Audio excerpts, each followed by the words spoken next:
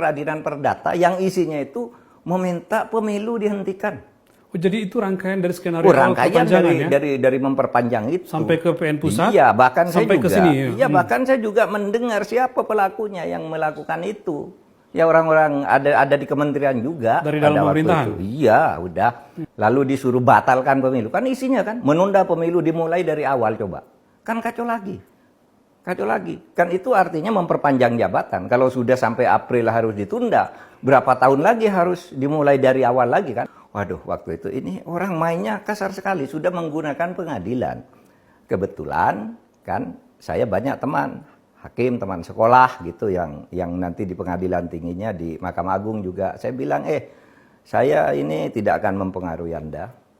Pengadilan itu bebas, tapi menurut saya ini jorok. Itu ketika Anda masih menjadi Menko Polhukam? Iya, Menko Polhukam. Itu ketua pengadilannya teman sekolah saya. Ada hakim di sana lagi, hakim tinggi ketua saya. Yang mengadili kasus ini pengadilan tinggi juga adalah mahasiswa saya, pasca sarjana. Saya bilang, saya ngajari Anda dulu loh di kampus. Saya bilang, jujur, tegakkan hukum. Kalau memang itu benar, putuskan dia benar. Tapi kalau salah, Anda akan berhadapan dengan rakyat. Batalkan itu. Yang PN Pusat itu ya? Yang PN Pusat akhirnya batal. Kalau enggak kan, itu sampai ke Mahkamah Agung. Kan cilaka kita ini. Pasti batal pemilunya. Itu usaha-usaha dari awal untuk memperpanjang periode, untuk menambah 2 tahun, kemudian sesudah kalah lewat pengadilan lagi, sehingga rakyat marah pada waktu itu. Nah sesudah itu ngakali lagi ke Mahkamah Konstitusi. Iya kan? Jadi gagal di pengadilan negeri, naik lagi ke Mahkamah Konstitusi. Masuknya Gibran itu menjadi calon, itu pelanggaran yang luar biasa. Saya ngatakan ini berani wong sudah diputus oleh MK bahwa itu melanggar. Kan gitu. Jadi semua dilakukan untuk melakukan ini. Nah sekarang ketemu batunya. Rakyat sudah sampai di leher. Sehingga demo kemarin nggak bisa dibendung kan. Nggak bisa dibendung oleh siapapun. Nggak bisa dibendung oleh siapapun karena itu organik.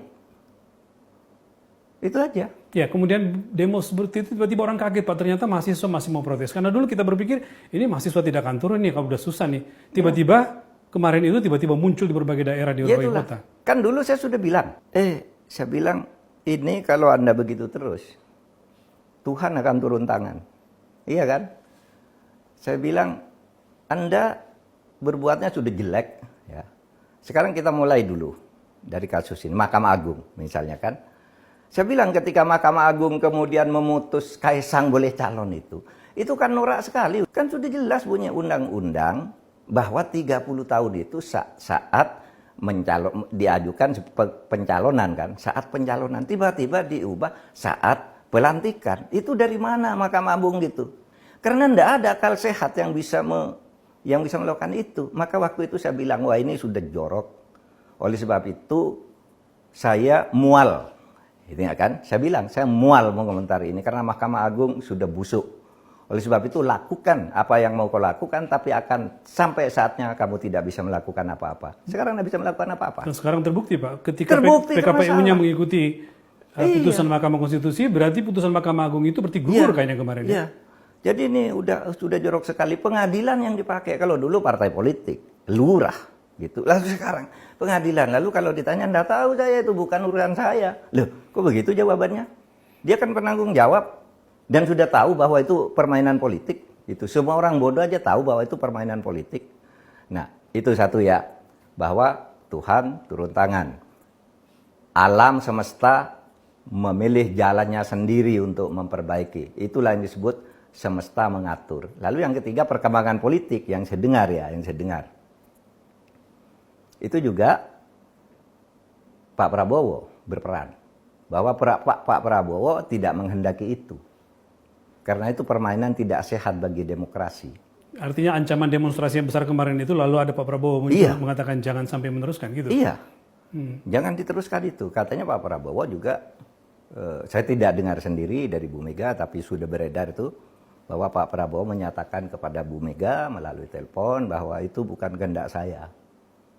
Oleh sebab itu besoknya ketika sesudah gagah-gagahan di balik, masa di balik itu kan konyol sekali, satu undang-undang 1 jam membahas DIM. DIM-nya itu DIM baru. Saya tahu ceritanya, DIM baru. Dibuat Saat itu begitu ada putusan MK bahwa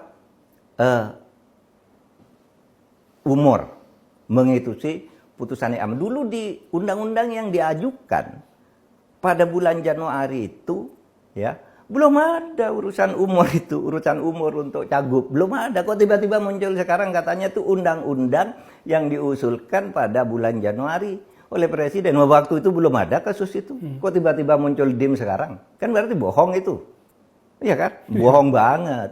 Nah di situ katanya Pak Prabowo malah bukan kehendak saya.